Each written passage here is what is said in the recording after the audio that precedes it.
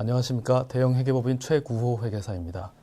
이번 시간에는 R&D 사업 과제의 사업비 정산에 대해서 말씀을 드리도록 하겠습니다. 이전 시간에 사업비 편성에 대한 말씀을 드렸는데요. 이번 시간에는 집행할 때 어떤 서류들을 갖춰야 되는지, 그리고 불인정되는 사례들은 어떤 사례들이 있는지 말씀을 드리도록 하겠습니다. 첫 시간에 말씀드렸는데요. 아마 첫 강의를 못 보신 분들을 위해서 다시 한번 말씀드리겠습니다. 자, 대상 사업은 한국산업단지공단에서 수행하고 있는 산업집적지 경쟁력 강화 사업 중에서 R&D 과제에 해당되는 생산기술 사업화 지원 사업, 융복합 기술개발 지원 사업이 해당이 되겠습니다. 그리고 관련 규정은 한국산업단지공단이 산업통상자원부 산하기관이기 때문에 산업통상자원부에서 정한 요령들에 따라서 사업비 정산을 실시를 하게 됩니다. 그래서 보시면 첫 번째 산업기술혁신사업 공통운영요령, 그리고 사업비 산정 등에 관한 요령, 그리고 기술개발 평가관리 지침, 이런 내용들에 대해서 산업통상자원부에서 규정을 해 놓았습니다. 그리고 산업집적지 경쟁력 강화 사업을 위해서 산업단지공단에서 별도로 세부관리 지침을 규정을 해 놓았습니다. 그래서 이 규정들을 취합을 해서 자료를 만들었습니다. 그리고 이 규정들은 수시로 이렇게 바뀌는 경우가 많이 있기 때문에 과제를 하시다가 규정들의 개정 사항에 대해서도 좀 주의를 기울이실 필요가 있습니다. 도중에 규정이 개정되게 되면 그 시점부터 이미 진행하고 있는 과제들도 적용받는 규정이 상당히 많이 있습니다. 그래서 과제를 수행하시는 기관이라고 하면 규정이 개정이 되어 있는지 수시로 좀 체크를 해주실 필요가 있을 것 같습니다. 그리고 사업비 정산 개요입니다. 사업비 정산은 크게 상시점검과 최종 정산 이렇게 두 가지로 나눠서 실시를 하고 있습니다. 첫 번째 상시점검.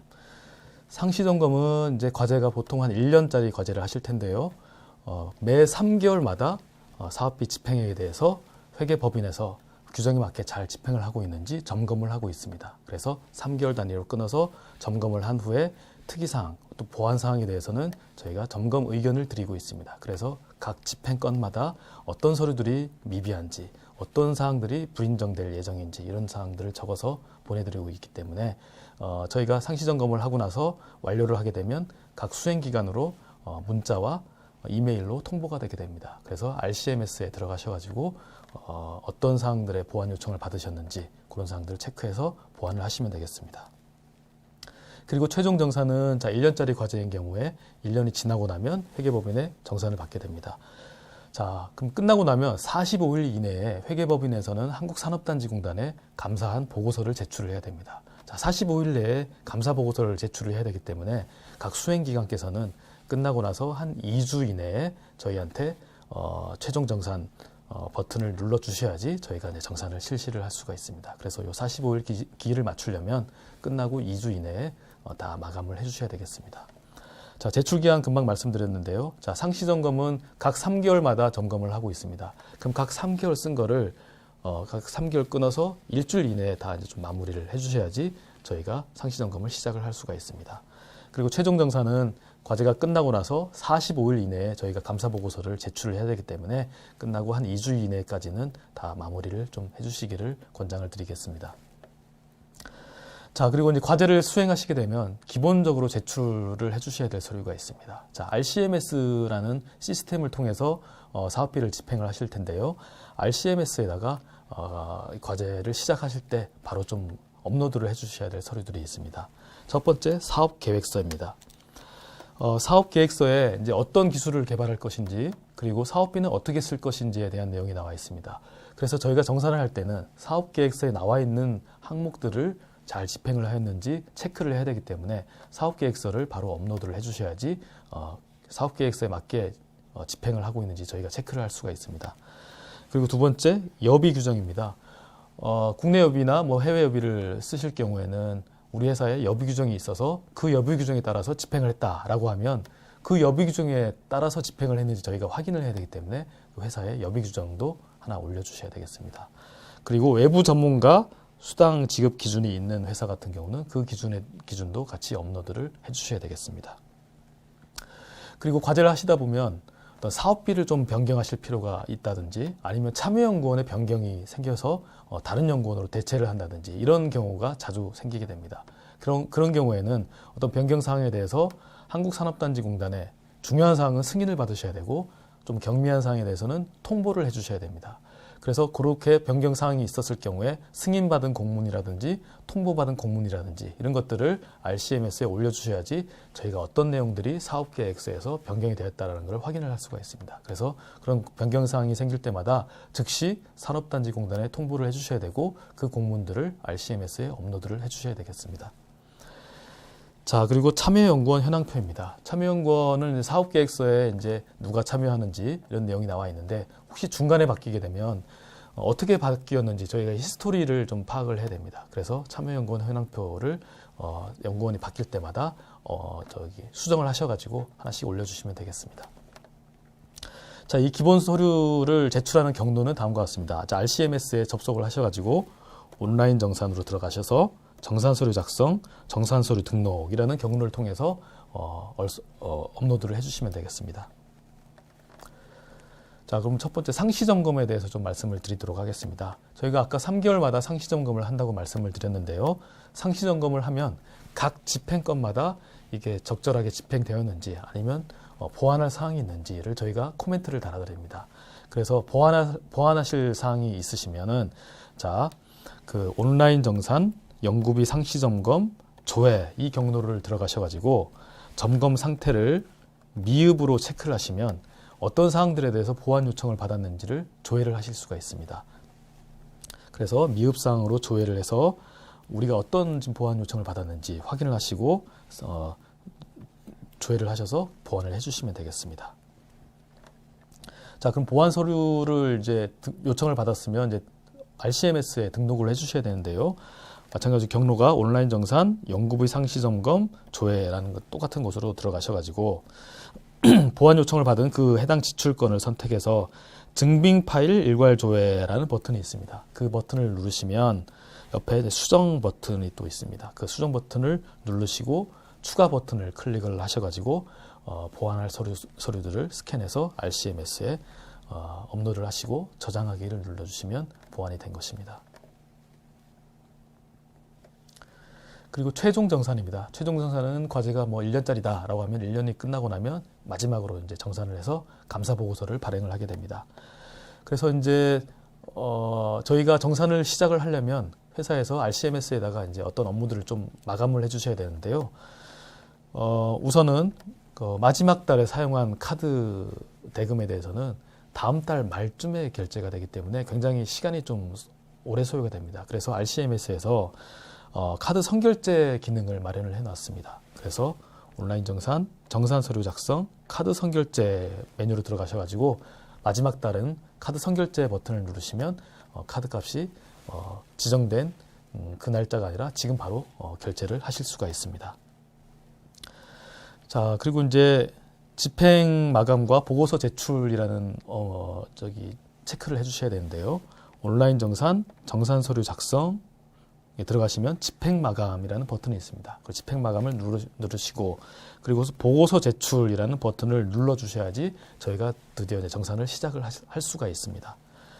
그래서 요 사업비를 다 집행하시고 나면 집행 마감과 보고서 제출이라는 버튼을 갖다가 끝나는 대로 빨리 이제 클릭을 해주셔야지 저희가 정산을 시작해서 45일이라는 기한을 맞출 수가 있습니다.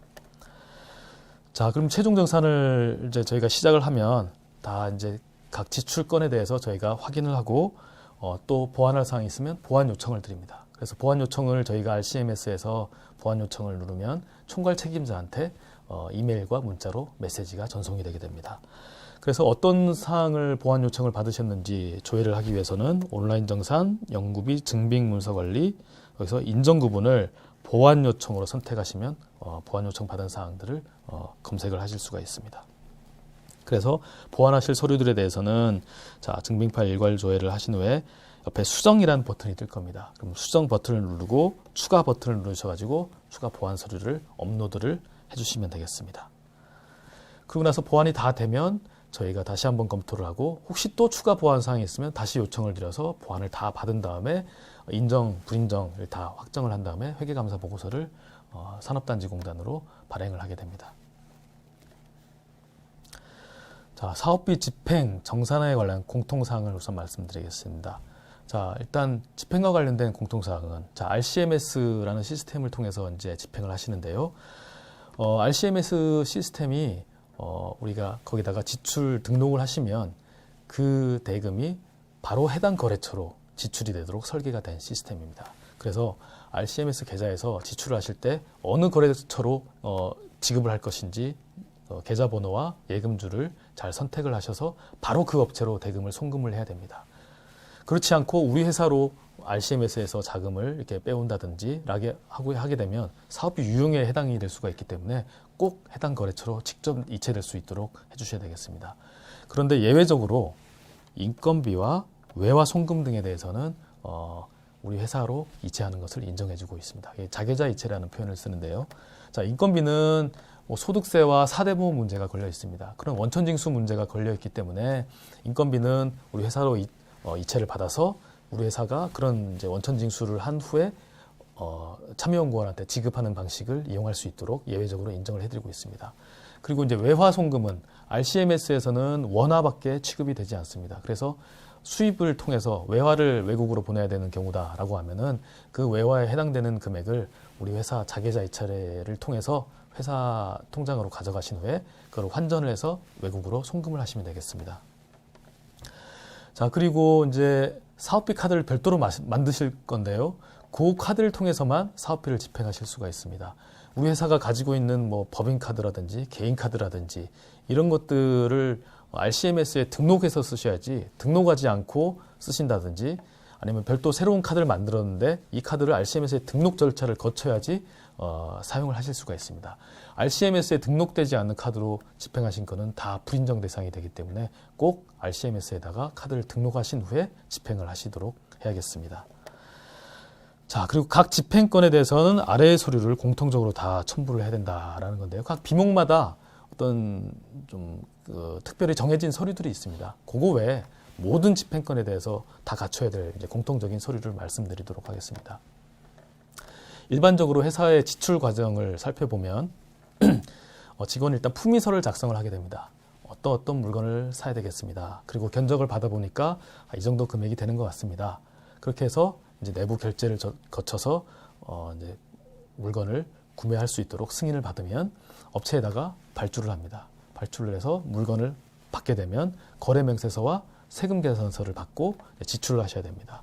그때 이제 또 지출결의서를 작성하게 되죠. 그래서 지출결의서에다가 어느 업체에다가 얼마를 뭐 언제까지 줘야 된다라는 내용을 적어서 또 내부 결제를 받으시고 그 지출결의에 따라서 이제 업체한테 대금이 지출되는 그런 프로세스가 이제 일반적으로 발생되는 그 프로세스라고 볼 수 있습니다. 그래서 그 프로세스에서 발생되는 그 서류들을 한 세트를 다 올려주시면 되겠습니다.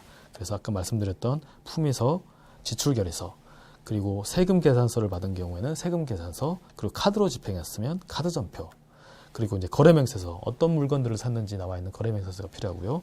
그리고 해당 업체로 대금을 이체한 은행 이체 확인증이 필요합니다. 그래서 요 서류들은 모든 지출권에 대해서 공통적으로 다 한 건씩 준비를 해주셔야 되겠습니다.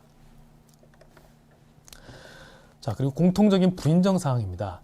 여기 나와 있는 사항들은 좀 불인정이 되는 대표적인 사례이기 때문에 꼭 좀 참고를 하셔가지고 불인정이 발생하지 않도록 좀 주의를 해주셔야 되겠습니다. 첫 번째, 아까 말씀드렸듯이 RCMS에서 바로 그 업체로 대금을 이제 지급을 해야지 우리 자계자 이체를 통해서 이체를 한다든지 아니면 우리 회사의 다른 통장으로 이체를 한 다음에 그 통장을 통해서 업체한테 줬다든지 이런 것들은 다 불인정 대상입니다. 그래서 RCMS 계좌에서 예금주, 상대 예금주를 입력을 하실 때 반드시 우리 회사가 아닌 그쪽 상대방 계좌번호와 예금주를 확인하신 후에 그렇게 송금을 하셔야 되겠습니다. 그리고 아까 말씀드렸듯이 인건비라든지 외화송금 이런 것들은 RCMS에서 직접 거래처에 주지를 않고 우리 회사 계좌를 통해서 지급을 하실 수 있도록 예외적으로 규정을 하고 있습니다. 자, 그리고 하시다 보면 인건비나 외화송금 이외에도 꼭 자계자 이체를 거쳐야 되는 경우가 예외적으로 발생할 수도 있습니다. 그런 경우에는 산업단지공단에다가 승인을 받고 자계자 이체를 통해서 집행을 하셔야 됩니다. 그런 경우에는 RCMS에서 자계자 이체로 받으신 다음에 이 자계자 이체에서 그 업체로 이제 대금을 지급할 때 발생되는 그 이체 확인증, 그 업체에다가 줬다라는 것을 확인할 수 있는 이체 확인증을 반드시 첨부를 해주셔야 됩니다. 자, 그리고 RCMS에 미등록된 카드로 집행하는 경우, 아까 말씀드렸듯이 이 과제를 수행하실 때 새로운 카드를 발급을 받아서 RCMS에 등록을 하시든지 아니면 우리 회사가 가지고 있는 기존의 카드를 이 사업비 용도로만 사용하겠다라고 해서 이 카드를 여기다 등록을 하실 수가 있습니다. 근데 만약에 기존의 카드를 RCMS에 등록하시게 되면 그 카드는 이 과제하는 용도로만 사용하셔야지 다른 용도로 사용하시면 안 되겠습니다. 자, 그렇게 RCMS에 등록된 카드로만 사업비를 집행하실 수가 있지 다른 카드로 집행하는 것은 다 불인정 대상이 되게 됩니다. 그리고 환급받을 수 있는 부가세 이런 것들은 다 이제 사업비로 집행을 하시고 세무서에 환급 신청을 통해서 환급을 받으실 수가 있습니다. 법인 같은 경우는 3개월마다, 개인 같은 경우는 6개월마다 부가세 신고를 통해서 환급을 받으시는데요.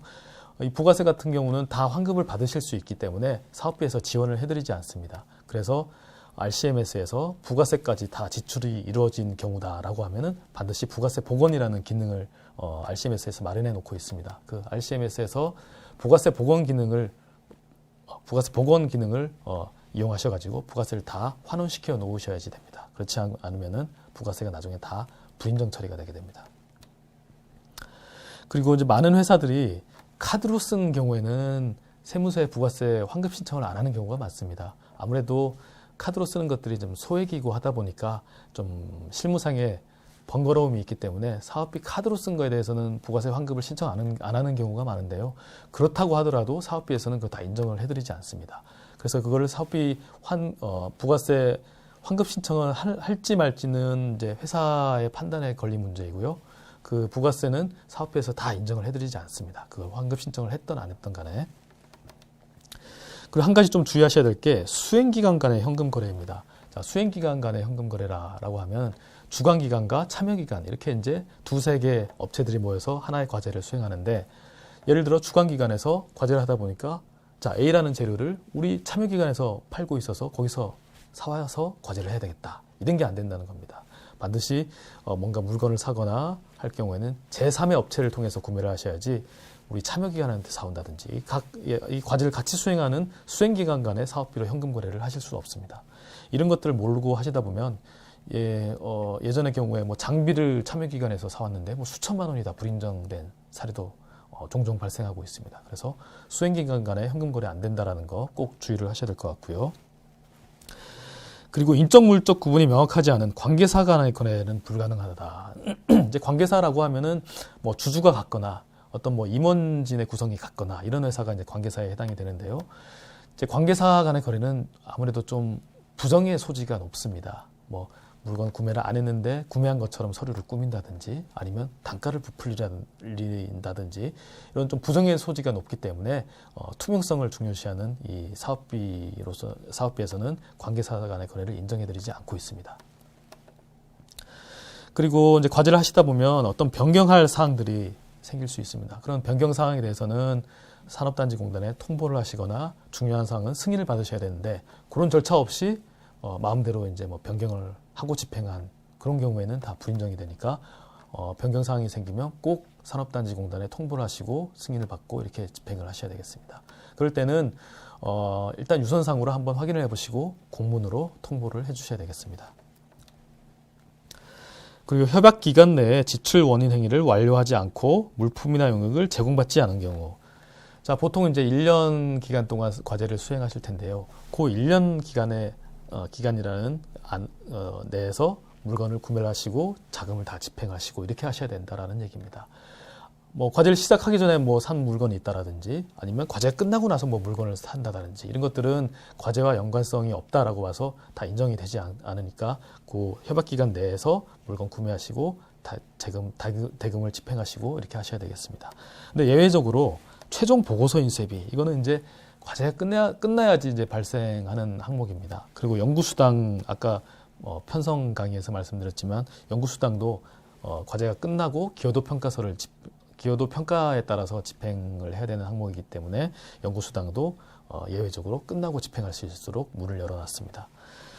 그리고 이제 사업비 정산 보수, 이제 위탁 정산 기간에다가 회계 정산을 받으실 때 수수료를 지급을 해야 되는데요. 또 위탁 정산도 아무래도 과제 끝나고 나서 이루어지는 활동이다 보니까 끝나고 집행을 하실 수 있도록 문을 열어 놓았습니다. 자, 그리고 평가 관련 회의비라든지 여비라든지 이런 것도 예외적으로 일부 쓰실 수 있도록 예외를 두고 있습니다. 그리고 현물 부담금을 부당하게 계상하거나 집행한 경우, 아까 사업비 편성 강의에서 말씀드렸지만 이 총 사업비 중에서 민간이 부담해야 되는 부분이 있습니다. 그래서 민간 부담금 중에서도 현금과 현물을 이제 나눠서 부담을 하실 수가 있는데요. 현금 같은 경우는 처음에 이제 계좌에 대금을 넣고 이제 시작을 하니까 명확한데, 현물 같은 경우는 이 과제를 수행하시면서 회사가 계속 이제 부담하시는 비용입니다. 그러다 보니까 이 현물을 적정하게 부담을 했는지를 이제 정산을 하게 됩니다. 대표적으로 현물 인건비를 많이 편성을 하시는데요. 자, A라는 연구원이 연봉이 3천만 원인데 20% 참여를 했다라고 하면 3천만 원 곱하기 20%에서 600만 원의 현물을 딱 편성을 해놨습니다. 근데 그 A 연구원에 1년이 지나고 나서 1년 동안 받은 연봉을 따져봤더니 3천만 원이 안 되더라, 2천만 원밖에 안 되더라 라고 하면 현물 부담을 조금 하신 결과가 되게 됩니다. 그래서 부족분만큼, 자, 지금 사례 같은 경우에서는 3천만 원이라고 했는데 2천만 원이었으니까 1천만 원이 부족하죠. 1천만 원에다가 참여율 20%를 곱해서 200만 원이 국비 환수가 이루어지게 됩니다. 그래서 현물을 편성을 하실 때 실제 그 사람들의 인건비 수준에 맞게 편성을 해주셔야 됩니다. 그리고 장비를 현물로 편성을 하시는 경우에는 아까 취득가의 20% 한도 내에서 해야 된다고 말씀드렸죠. 그래서 그 취득가가 얼마인지에 대해서 세금 계산서라든지 이런 걸로 입증을 해주셔야 됩니다. 마지막, 과제 수행과 관련이 없는 금액. 이건 당연한 얘기겠죠. 자, 우리 첫 번째 인건비 정산에 대해서 말씀을 드리겠습니다. 인건비는 이 과제에 참여하는 내부, 외부 인력들의 인건비를 얘기하는 것인데요. 자, 첫 번째 내부 인건비. 우리 회사에 재직 중인 참여연구원들에 대해서 인건비를 정산할 때는 첫 번째, 참여연구원 현황표. 그래서 어떤 연구원 성명, 참여기간, 참여율, 혹시 변경은 어떻게 이루어졌는지 이런 내용들을 표로 한 장 정리하셔가지고 현황표를 제출을 해주시면 되겠습니다. 자, 그리고 인건비에 대해서 확인하는 절차는 크게 급여대장과 급여 이체 확인증입니다. 자, 월별로 이제 급여대장이 작성이 될 텐데요. 급여대장을 보면 자, 이름이 나오고 각종 수당들, 이제 기본급에다가 각종 수당들이 더해서 세전 급여가 이제 산출이 됩니다. 그리고 그 세전 급여에서 소득세와 각종 4대 보험을 빼고 세후 실지급액이 나오는데요. 그 세후 실지급액이 실제 그 연구원한테 이체가 되었는지 이체 확인증을 확인을 하고 있습니다. 그래서 급여 대장과 계좌 이체 증명, 이것이 한 세트로 인건비를 증빙하는 가장 중요한 서류가 되겠습니다. 그리고 이제 신규 채용 인력에 대해서는 현금으로 인건비를 산정하실 수 있다라고 말씀을 드렸는데요. 자, 신규 채용 연구원에 대해서는 정말 신규 채용인지 여부를 확인을 해야 되거든요. 그래서 건강보험 자격득실 확인서, 이거를 발급을 받아보면 그 직원이 우리 회사에 언제 들어와서 4대 보험에 언제 가입했는지가 나옵니다. 그래서 그 일자를 보고 신규 채용이 맞구나 아니구나를 판단을 하게 됩니다. 그래서 건강보험 자격득실 확인서를 하나 제출을 해주셔야 되고요. 거듭 말씀드리지만 참여연구원 변경이 생겼다라고 하면 즉시 산업단지공단에 통보를 해주셔야 됩니다. 그래서 A라는 연구원이 B라는 연구원으로 바뀌었다. 언제부터 언제까지, A가 언제부터 언제까지 참여했고 B가 언제부터 언제까지 참여할 거다. 그리고 B의 참여율은 몇 프로일 거다. 이렇게 내용을 정리하셔가지고 공문으로 통보를 해주시고 고소리도 같이 업로드를 시켜주셔야 됩니다. 그리고 외부 인건비를 편성하는 경우는 그렇게 많지는 않은데요. 마찬가지로 참여연구원 현황표, 그리고 근로계약서, 그리고 급여명세서, 계좌 이체 증명, 이거 다 똑같습니다. 내부 인건비와 똑같은 서류를 준비를 해주시면 되고요. 그리고 외부 인력이 다른 비영리 기관에 속한 직원이라고 하면 그 비영리 기관의 기관장이 확인서를 이 과제에 참여해도 좋다라는 확인서를 하나 제출을 해주셔야 되고요. 마찬가지로 참여연구원 변경이 생겼다라고 하면은 공단에 통보하신 그런 공문들도 같이 다 올려주셔야 되겠습니다. 그리고 인건비에서 자주 나오는 불인정에 대한 내용입니다. 자, 현물 인건비는 회사가 현물로 계속 내셔야 되는 거지 이 RCMS에서 빼갈 수가 있는 항목이 아닙니다. 현금 인건비만 RCMS에서 빼가셔야지 현물 인건비는 RCMS에서 빼갈 수가 없습니다. 그냥 RCMS에 등록만 해주시면 되겠습니다. 그리고 두 번째, 참여연구원 변경을 보고하지 않고 지급한 경우 변경이 생기면 바로 즉시 통보를 해야 된다고 말씀드렸죠. 이게 좀 지연이 된다든지 좀 너무 늦게 통보가 됐다라고 하면 그 지연된 기간 동안의 인건비는 인정을 해드리지 않고 있습니다. 그래서 변경이 생기면 즉시 통보를 해주셔야 되겠습니다. 그리고 참여연구원한테 실제 인건비가 지급됐는지를 이제 이체 확인서 등을 통해서 확인을 하고 있는데요. 그 직원한테 가지 않고 뭐 전혀 다른 사람한테 뭐 이체를 해줬다든지 이런 것들은 그 직원한테 실제 급여가 나가는지 확인하기 어렵기 때문에 다른 사람한테 지급한 것은 인정이 되지 않습니다. 그리고 아까 편성 강의에서 말씀드렸지만 인건비 같은 경우는 참여 인력이 모두 다 10% 이상 다 참여를 해야 됩니다. 근데 5%만 참여한다든지 이런 것들은 인정이 되지 않으니까 반드시 참여 인력은 10% 이상 이 보험과제에 참여를 하셔야 되겠습니다. 그리고 실제 급여 총액보다 높게 지급한 금액이 있을 경우 그 차액. 실제 급여가 2천만 원밖에 안 되는데 3천만 원이라고 이렇게 막 서류를 꾸며가지고 과다하게 집행한 경우, 이런 경우에도 인정이 되지 않습니다. 그리고 참여연구원 이외에 지원 인력 급여, 이거는 약간 간접비로 편성을 할 수 있다고 말씀을 드렸는데요. 그 간접비에서 집행을 해야지 인건비에서 집행을 하실 수가 없다라고요. 라는 거 말씀드렸고, 자, 판공비나 복리후생성 경비 이런 것들은 인건비로 집행하실 수가 없습니다. 그리고 하나 중요한 게 신규 채용 참여연구원 인건비에 대해서는 현금으로 계산할 수 있다라고 말씀드렸는데요. 그 현금 인건비를 쓰다가 남았습니다. 그럼 뭐 재료비로 쓴다든지 연구활동비로 쓴다든지 다른 항목으로 좀 전용해서 쓸 수 있을까? 다른 항목들은 뭐 재료비가 남았다라고 하면 뭐 연구활동비로 좀 전용을 한다든지 이런 것들은 통보를 해서 전용을 할 수가 있는데, 신규 채용 현금 인건비는 반드시 그 신규 채용한 인건비로만 집행을 하셔야 됩니다. 그래서 거기서 남은 금액은 다 반납을 해주셔야 되겠습니다. 자, 그리고 내부 인건비 같은 경우에 이제 비영리 어떤 정부 출연 연구기관 같은 경우에는 참여율을 130%까지 할 수가 있습니다. 다른 기관들은 참여율이 이제 100% 상한선이 정해져 있는데요. 정부 출연 연구기관 이런 데들은 과제를 굉장히 많이 수행을 합니다. 그래서 그 참여연구원들은 예외적으로 130%까지 인건비를 편성을 하실 수가 있고요. 만약 130%보다 넘어버렸다 그러면 이제 불인정이 발생하게 됩니다. 자, 외부 인건비 보시면 외부 인건비를 연구자가 공동 관리한 금액. 이 외부 인건비를 그 참여 인력한테 안 주고 그냥 관리해서 뭐 나눠서 쓴다든지 이런 거 인정이 되지 않고 반드시 그 참여연구원한테 집행을 하셔야 됩니다. 그리고 외부 인건비 지급 기준을 초과해서 집행한 경우 안 되고요. 자, 그리고 타기관 외부 소속 연구원의 직원 같은 경우는 외부 기관 확인서를 받아서 본 과제에 참여할 수가 있다고 말씀드렸는데, 그런 원 소속 기관장의 승인 없이 집행을 한다거나 원 소속 기관의 인건비 지급 부서로 통보 없이 그냥 개인 계좌로 바로 그냥 통보 없이 이체한 경우, 이런 경우에는 다 인정이 되지 않습니다. 자, 그리고 학생 인건비 정산입니다. 자, 학교에서 교수님들이 이제 학생을 데리고 같이 과제를 수행하는 경우가 많습니다. 그럴 경우에 학생들에 대해서 인건비를 지급을 하고 있는데요. 자, 크게 학생 인건비 통합관리기관으로 지정된 학교가 있고 학생 인건비 통합관리기관이 아닌 학교가 있습니다. 자, 학생 인건비 통합관리기관은 자, 그 참여한 학생들의 건강보험 자격득실 확인서 또는 취업 여부를 확인할 수 있는 증빙서류를 제출하셔야 됩니다.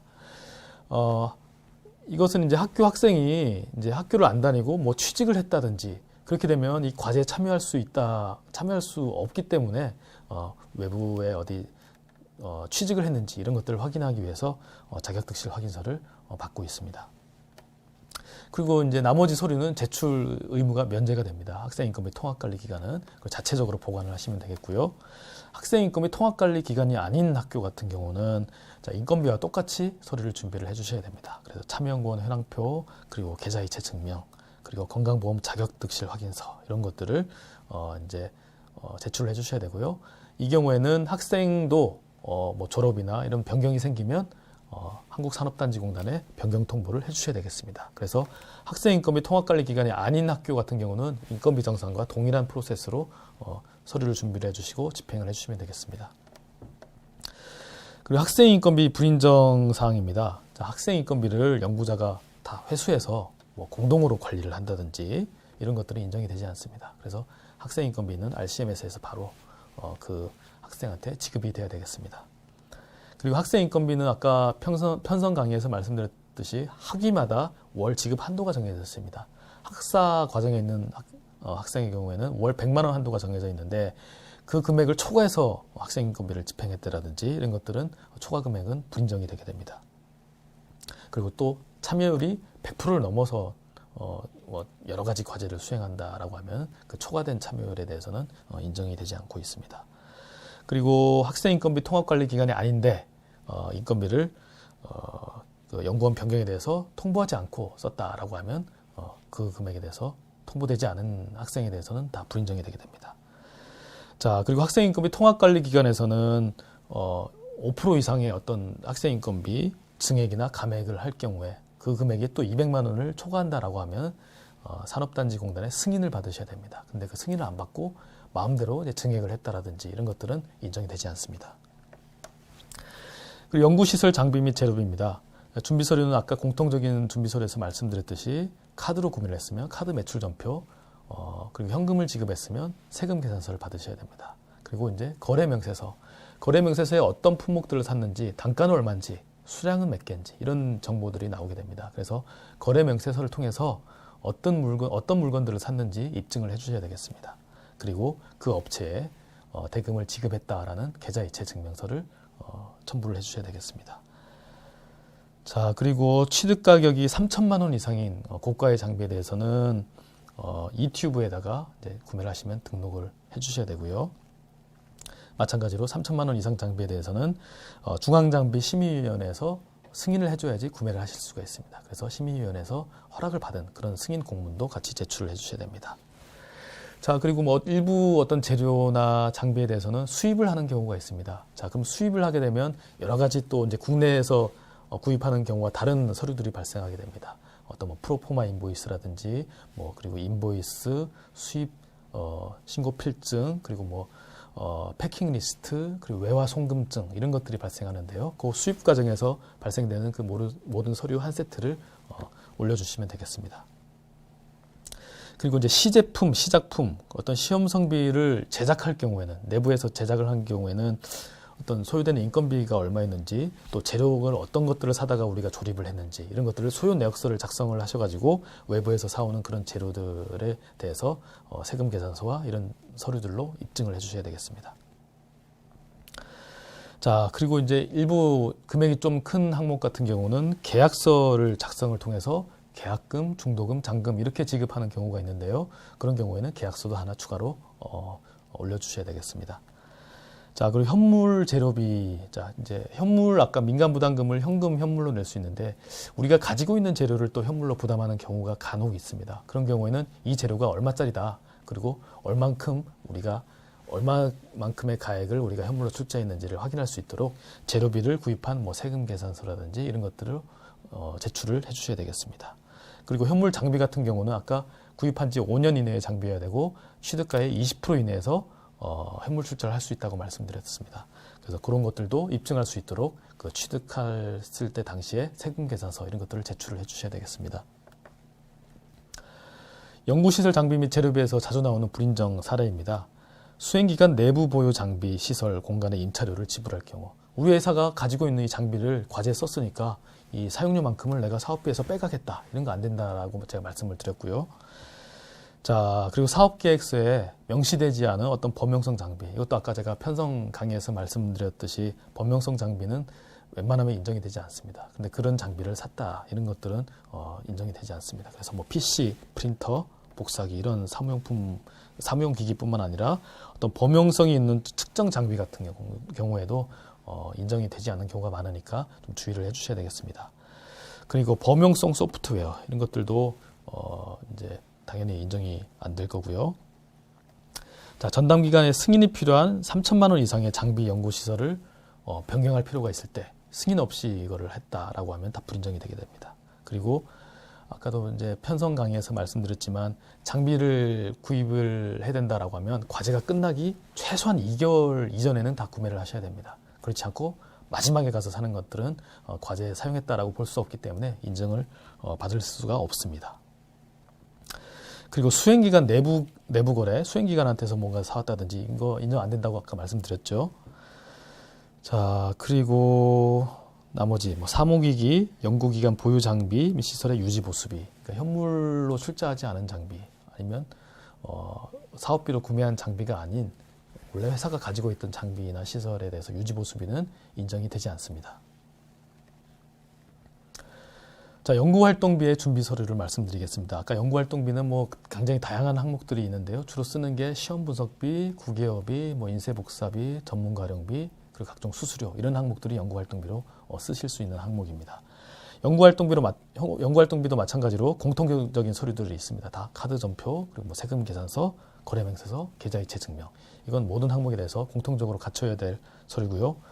만약에 구개여비를 사업계획서에 예산을 편성을 해서 구개여비를 집행할 경우가 있다라고 하면 구개여비에 대해서는 일단 내부 결제문서가 있어야 됩니다. 그래서 누가 갈 것인지, 언제부터 언제까지 갈 것인지, 어딜 갈 것인지, 이 과제와 관련해서 어떤 관련이 있기 때문에 가는 것인지 이런 것들을 이제 내부 결제문서를 받으셔야 되고, 출장을 갔다 오셔가지고 이제 출장 보고서를 작성을 해주셔야 됩니다. 육하 원칙에 따라서 누가 언제 어디를 가서 어떤 일을 하고 왔다. 그 수행한 일은 당연히 과제와 관련된 일이어야 됩니다. 그렇지 않은 구개여비는 인정이 되지 않습니다. 그리고 내부에 여비 규정이 있다라고 하면 그 여비 규정을 제출을 해주셔서 그 여비 규정에 따라서 정산을 했는지 입증을 해주셔야 되고요.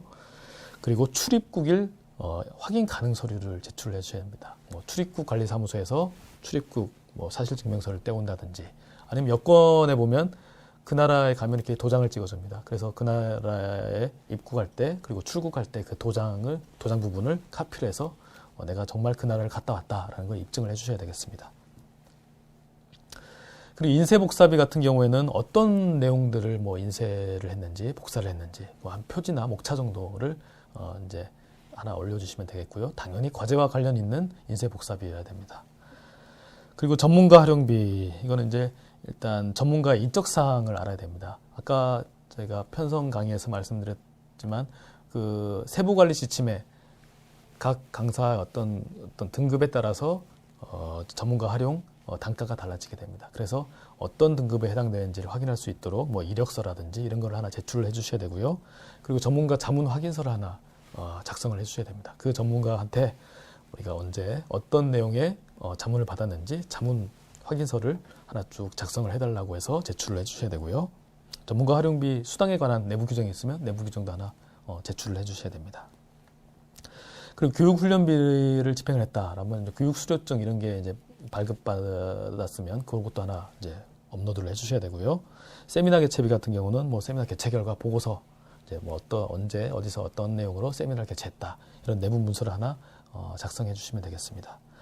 그리고 논문 게재비를 예산을 편성해서 집행을 한다라고 하면 어떤 논문명이라든지 학술지, 저자명, 그리고 시작과 끝 페이지 정도, 이 정도를 이제 스캔을 해서 업로드를 해주시면 되겠습니다. 연구활동비에서 자주 나오는 불인정 사항들입니다.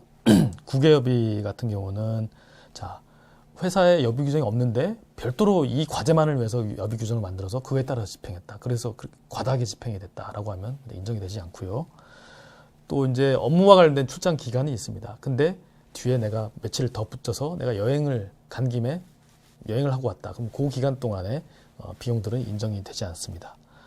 그리고 출장 결과 보고서를 작성을 해야 된다라고 말씀드렸는데 출장 결과 보고서에 가서 어떤 일을 하고 왔는지, 언제 누가 갔는지 이런 내용들이 있어야지 과제와 관련성을 입증할 수가 있습니다. 그래서 그런 내용이 없는 구개여비, 그리고 숙박비나 식비를 어느 행사에 따라갔는데 그 기관에서 대줬다. 근데 그걸 또 별도로 이 과제에서 청구할 수는 없습니다. 그리고 인쇄 복사, 인화 슬라이드 제작비, 공공요금, 제세 공과금 및 수수료 이런 것들은 관련된 이제 증빙들을 하나씩 올려주시면 되겠습니다. 자, 그리고 연구 개발 서비스 활용비, 해서 어떤 수행기간 상호 간에 지급된 어떤 시험 분석 검사비, 그러니까 주관기관에서 정량적 목표 달성 여부를 확인시키기 위해서 수행기관한테 시험 분석 결과서를 받아왔다. 그리고 이제 사업비로 그 시험 분석비를 줬다. 이거 안 된다는 얘기입니다. 외부의 기관한테서 시험 분석을 받으셔야 되고 그런 경우에만 인정이 됩니다. 근데 예외적으로 비영리 기관에 한해서는 비영리 기관이 뭐 어떤 정부 출연 연구소다 아니면 학교다. 근데 그 내에 어떤 별도의 어떤 연구 시험 분석을 할 수 있는 그런 이제 시설들이 있고 시험 분석 결과서를 자체에서 발급할 수 있는 그런 기관이라면 자체에서 이제 쓰는 그런 시험 분석비도 예외적으로 인정을 해드리고 있습니다. 자, 그리고 전문가 활용비 같은 경우에 반드시 제3의 기관에 소속된 아니면 프리랜서 이런 분들한테 전문가 활용비를 지급을 해야지 우리 회사 사람이라든지 아니면 수행기관에 소속된 사람들한테 전문가 활용비를 지급하는 것은 인정이 되지 않습니다. 그리고 이제 도서를 구입하면 어떤 도서를 샀는지 그런 거래맹세서나 구입 목록이 있어야 되고요. 그리고 논문계제 같은 경우는 전담기관에 성과 등록을 해야 됩니다. 그래서 성과 등록을 하지 않는 논문 게재료는 인정이 되지 않습니다. 그리고 연구과제 추진비입니다. 이제 공통서류는 뭐 다 똑같고요. 국내 여비 같은 경우는 내부 여비 규정이 있으면 여비 규정에 따라서 여비를 지급했는지 확인할 수 있도록 규정을 하나 제출을 해주셔야 되고요. 그리고 출장 신청서 또는 출장 복명서를 하나 제출을 해주셔야 됩니다. 누가 언제 어디로 어떤 일 때문에 출장을 갔다 왔다.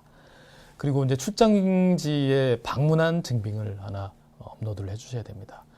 이게 정말 이게 그 지역에 출장을 갔는지 안 갔는지 확인할 수 없는 경우가 많거든요. 그런 경우는 내가 정말 그 지역에 갔다라는 걸 입증할 수 있도록 자가용으로 갔다 왔다라고 하면 뭐 통행료 영수증이라든지 아니면 그 지역에서 주유한 주유 영수증 아니면 뭐 식대 영수증이라든지 이런 것들을 제출하시면 되고요. 뭐 대중교통을 이용해 갔으면 뭐 기차표라든지 버스표가 있겠죠. 이런 것들로 그 지역에 정말 갔다라는 걸 입증을 해주셔야 됩니다. 자, 그리고 회의비 같은 경우는 회의록을 하나 작성을 해주셔야 됩니다. 그래서 언제 누구랑 어떤 내용으로 회의를 했다. 그래서 그리고 어떤 사람들이 참여를 했다라는 거를 이제 회의록 하나 작성을 해주셔야 되고요. 최근에 바뀐 규정 중에 10만 원 이하의 회의비에 대해서는 회의록 없이 그냥 영수증 제출만으로 회의비를 집행하실 수 있도록 좀 간소화가 됐습니다. 자, 그리고 사무용품비 같은 경우에는 뭐 세금 계산서랑 카드 매출 점수뿐만 아니라 거래명세서에서 어떤 물건들을 샀는지를 꼭 입증을 시켜주셔야 됩니다. 그래서 그 항목 중에 구매하면 안 되는 품목들이 있는지 이런 것들을 저희가 확인을 하고 있으니까요. 거래명세서 반드시 제출을 해주셔야 되고 초과 근무 식대 같은 경우는 이제 뭐 야근 일지라고 얘기하죠. 그 야근 일지를 써주셔야 됩니다. 그래서 며칠 날 몇 시부터 몇 시까지 누가 이 과제와 관련된 어떤 일을 하느라고 야근을 했다. 이제 이런 야근 초과 근무 일지를 하나 작성을 해주셔야 됩니다. 자, 그리고 부인정 예시입니다. 자, 직접비의 10% 이내에서 연구과제 추진비를 편성을 하실 수가 있는데요. 그 10%를 초과해서 연구과제 추진비를 편성을 했다라고 하면 10% 초과된 금액은 다 불인정되게 됩니다. 자, 국내 여비 같은 경우는 출장지 방문 증명 아까 말씀드렸죠. 그걸 반드시 갖춰 주셔야 되고요. 자, 우리 회사에는 여비 규정이 없어서 자가용을 끌고 가면 주유비를 이제 인정을 해드려야 되는데 그래서 주유비를 주유한 영수증 그대로 다 인정을 해드릴 것이냐 이런 문제가 생길 수 있습니다. 그렇기 때문에 아무리 뭐 가까운 거리 갔는데 기름을 많이 넣었다라고 해서 영수증에 있는 금액을 다 인정해드리지는 않습니다. 그런 경우에는 이제 거리와 연비, 유가를 따져서 그 금액만큼만 유류비로 인정을 해드리고 있습니다. 그리고 참여연구원이 아닌 자에게 여비를 지급한 경우, 참여연구원과 참여연구원이 아닌 사람이 같이 출장을 갔다. 그 경우에는 이 참여연구원에 해당되는 여비만 사업비로 집행하실 수가 있습니다. 그래서 참여연구원이 아닌 분의 어떤 식비라든지 숙박비, 교통비 이런 것들은 인정이 되지 않습니다. 그리고 회의비와 초과근무 식대와 중복 지급된 출장 식대. 이제 출장 가서 이제 식대를 지급을 받았는데 가서 회의비를 또 쓴 게 있다라든지 아니면 나는 출장 가 있었는데 사무실에 남아있던 사람들이 초과근무 일지를 쓰면서 제 이름을 적었다든지 이런 것들은 이제 부정에 해당되는 사항들입니다. 그래서 그렇게 중복되는 것들은 인정이 되지 않습니다. 자, 그리고 사무용품비 그리고 연구환경 유지를 위한 기기 비품 구입 유지 비용. 아까 사무용품비 같은 경우는 이제 과제와 관련이 없는 것 그리고 비소모성인 것들은 인정이 안 된다고 말씀드렸습니다. 그래서 컴퓨터 및 주변 기기 이런 것들은 사실 회사가 기본적으로 갖추고 있어야 될 어떤 장비들이기 때문에 그런 것들을 과제 사업비로 사는 건 인정을 해드리지 않고 있습니다. 그래서 하드디스크, USB 메모리, 마우스, 계산기 이런 어떤 범용성 물품을 사는 건 인정이 되지 않습니다. 그리고 과제와 직접 관련이 없는 것, 그리고 비소모성, 뭐 화이트보드를 산다든지 이런 것들은 이제 소모성이 아닌 물품이 해당이 되겠죠. 그리고 서류함, 이것도 뭐 플라스틱으로 된 서류함을 산다든지 명함첩 이런 것들은 과제와 관련이 없다라고 보여지기 때문에 이런 것들은 인정을 해드리지 않고 있습니다. 자, 그리고 아까 제가 편성 강의에서 말씀드렸지만 연구환경 유지를 위한 기기 비품 같은 경우에는 사업계획서에 품목을 딱 명확하게 적시를 해야 됩니다. 근데 그렇지 않고 연구환경 유지를 위한 기기를 사겠다 이렇게만 적어 놓으시면 다 불인정됩니다. 그리고 이 항목은 제가 가급적이면 편성을 안 하는 것이 좋겠다라고 말씀을 드렸는데요. 그렇게 세부 품목을 적시하지 않고 그냥 산 경우에는 다 불인정이 되게 되니까 좀 주의를 해주셔야 되겠습니다. 자, 그리고 회의비에서 자주 나오는 이제 불인정 사항들입니다. 자, 회의록이 없는 경우. 자, 아까 10만 원 이하의 회의비는 회의록이 없어도 된다고 말씀드렸는데 10만 원을 넘어가는 회의비에 대해서는 반드시 회의록을 작성하셔가지고 누가 참석했는지 그리고 외부 기관 사람이 반드시 참석을 해야 된다라는 걸 이제 말씀을 드렸고요. 그리고 뭐 주류 구입비가 영수증에 뭐 나와 있다라든지 그리고 상호가 어떤 융성 그런 이제 식당이라든지 이런 데는 인정이 되지 않습니다. 그리고 만약에 이제 밥을 먹으면서 뭐 주류가 혹시 포함이 돼 있다라고 하면 그 영수증에 나와 있는 주류비만 불인정하는 것이 아니라 영수증 전체 금액, 식비까지 다 불인정된다는 거 좀 주의를 해주셔야 될 것 같고요. 자, 외부기관 참석 없이 우리 회사 사람끼리만 같이 회의를 하고 밥 먹었다. 이건 인정이 되지 않습니다. 반드시 외부기관 사람과 같이 회의를 해야 됩니다. 그리고 이격지 회의비. 우리 회사 근처에서 이제 주로 회의를 하실 텐데 저 멀리 떨어진 곳까지 가서 이제 회의비를 집행한 경우, 이건 이제 개인성 경비라고 이제 판단이 된 경우가 많기 때문에 이격지 회의비는 인정을 해드리지 않고 있습니다. 그리고 밤 12시 이후 이런 것들은 다 개인성 경비라고 보여지기 때문에 인정되지 않습니다. 그리고 회의비 같은 경우는 1인당 3만 원 한도가 있다라고 이제 말씀을 드렸는데요. 식비와 다가비를 합쳐서 3만 원 한도입니다. 그걸 초과하는 경우에는 초과 금액이 불인정된다. 자, 그리고 초과 근무 식대인데요. 마찬가지로 참여연구원인 경우에만 뭐 국내협이라든지 초과 근무 식대를 쓰실 수가 있습니다. 그리고 초과 근무 식대라고 했는데 보니까 식사 대용이 아닌 것들, 그러니까 뭐 커피라든지 뭐 이런 것들은 식사라고 볼 수 없기 때문에 그런 것들은 인정이 되지 않습니다. 그리고 점심 식대로 사용한 것, 그리고 출장비랑 회의비랑 뭐 중복돼서 초과 근무 식대를 사용한 것 이런 것들은 인정이 되지 않습니다. 또 마찬가지로 뭐 주류 구입이 있다라든지 이런 것 다 인정이 되지 않는 항목들입니다. 그리고 연구수당입니다. 자, 연구수당에서 준비하셔야 될 서류는 총괄 책임자의 기여도 평가서가 있어야 되고요. 그리고 각 참여연구원들한테 연구수당을 지급한 이체 확인증이 있어야 됩니다. 자, 불인정 예시를 보시면 사업계획서에 연구수당 예산이 정해져 있는데 그거보다 초과해서 집행한 경우에 연구수당은 인정이 되지 않고요.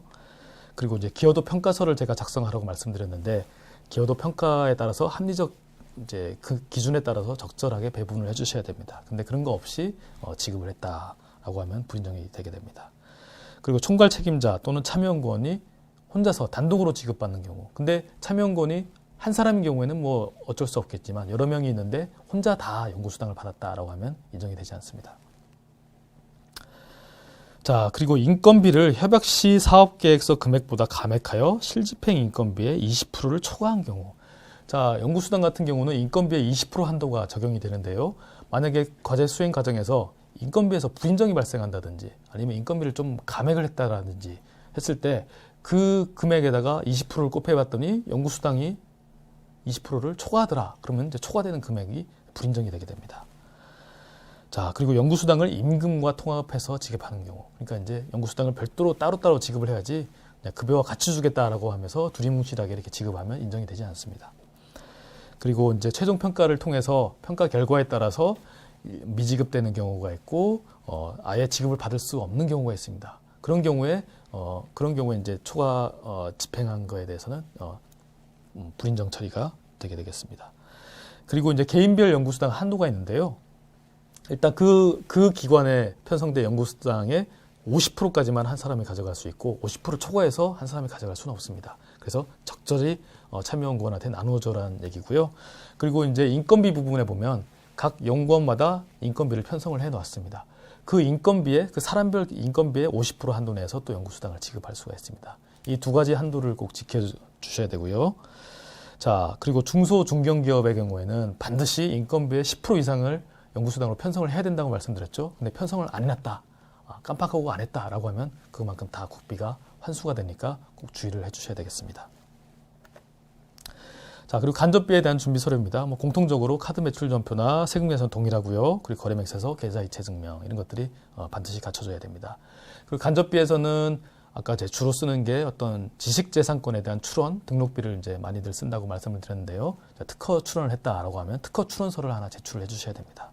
그래서 특허 출원인에는 반드시 우리 회사 단독으로 특허 출원을 하셔야지 뭐 다른 사람들이 끼워서 공동으로 출원하게 되면 인정이 되지 않습니다. 그리고 그 사람들이 국책과제에 참여할 수 없도록 1년 참여 제한이 걸리게 됩니다. 그래서 특허 출원을 하실 때는 발명자는 여러 사람이 있어도 되는데 출원인은 반드시 우리 회사 단독으로 출원을 하셔야 되겠습니다. 자, 불인정 예시 보시면 자, 협약 시에 사업계획서에 간접비를 편성해 놓은 금액보다 초과해서 쓴 경우에는 인정이 되지 않는다. 그리고 간접비를 증액할 일이 있으면 산업단지공단에 통보를 해서 변경을 하셔야 되는데 그런 거 없이 초과 집행을 했다. 그리고 간접비 산정 기준을 위반했다. 그리고 영리기관이 간접비를 그냥 증빙 없이 일괄 그냥 흡수해서 그냥 가져갔다. 이런 건 인정이 되지 않습니다. 그리고 수행 과제와 직접 관련성이 없는 특허 출원비 이런 것들은 당연히 과제와 무관한 경비이니까 인정이 되지 않겠죠. 자, 그리고 요 사항들은 다 말씀을 드렸던 내용들이고요. 자, 마지막으로 협약의 변경에 대한 내용입니다. 과제를 하시다 보면 어떤 변경할 사항들이 생길 수가 있습니다. 근데 그 변경 사항에 대해서는 즉시 공단과 상의를 하셔가지고 이제 뭐 승인을 받을 사항인지 어떤 뭐 통보를 해야 될 사항인지 이런 것들을 상의를 해서 공문으로 발송을 해주셔야 되겠습니다. 자, 승인 사항 같은 경우는 굉장히 좀 중요한 사항들인데요. 그 승인 사항은 과제가 끝나기 1개월 전까지만 승인 요청을 하실 수가 있고 1개월이 안 남은 상황에서는 승인을 받으실 수가 없습니다. 자, 그리고 승인 사항이 어떤 것들이 있냐, 뭐 여러 가지가 지금 나와 있는데요. 주로 발생하는 것들이 이제 밑줄이 쳐져 있습니다. 총괄 책임자, 그리고 참여기관의 책임자가 변경된 경우, 이런 경우에는 책임자는 좀 중요한 분들이기 때문에 변경을 하실 경우에는 반드시 공단의 승인을 받으셔야 됩니다. 그리고 참여기관의 변경 하시다 보면 뭐 참여기관이 좀 어려워져서 참여하실 수 없는 경우가 간혹 발생하기도 합니다. 그런 경우에 참여기관을 교체해서 과제를 계속 수행하실 수가 있거든요. 그런 경우에는 참여기관의 변경에 대해서 전담기관의 승인을 받고 수행을 하실 수가 있습니다. 그리고 수행기간, 협약기간의 변경 하시다 보면 이제 보통 1년으로 이제 해서 과제를 수행하시는데 하다 보니까 기간이 좀 더 필요하다라고 하면은 뭐 이렇게 기간을 조금 연장하실 수가 있습니다. 그런 경우에도 산업단지공단의 승인을 받으셔서 기간을 연장해서 과제를 수행하실 수가 있습니다. 나머지는 한번 읽어보시고요. 자, 통보사항입니다. 이제 승인사항보다는 조금 이제 중요도가 떨어지는 항목인데요. 뭐 주소 변경, 대표자 변경 이런 것들은 이제 있으시면 통보를 해주시면 되고 자주 발생하는 게 참여연구원의 변경 그리고 참여율의 변경입니다. 이제 우리 직원들이 뭐 퇴사가 뭐 좀 자주 발생하기도 하고 그런 경우가 많이 있습니다. 그래서 연구원이 변경되면 아까 즉시 통보를 해달라고 말씀드렸죠. 그래서 A라는 연구원이 언제까지 하고 딱 퇴사를 했다라고 하면 B라는 연구원으로 대체를 해서 산업단지공단에 즉시 통보를 해주셔야 됩니다. 이게 막 지연이 된다든지 아예 통보를 안 했다라고 하면 그 신규로 그 퇴사한 이후의 기간에 대해서는 인건비가 인정이 되지 않고 환수 조치가 되게 되니까 꼭 좀 주의를 해주셔야 되겠습니다. 자, 그럼 나머지는 한번 읽어보시면 될 것 같고요. 자, 이렇게 잘 참고를 하셔가지고 불인정이 하나도 없이 과제를 잘 수행하실 수 있기를 기도하겠습니다. 불인정이 발생하는 거를 산업단지 공단에서도 원하지 않고요. 또 정산하는 회계사들도 원하지 않습니다. 그리고 이게 다 회사의 그 지원을 목적으로 한 사업이기 때문에 규정에 맞게 잘 쓰셔서 회사에 도움이 되기를 바라겠습니다. 감사합니다.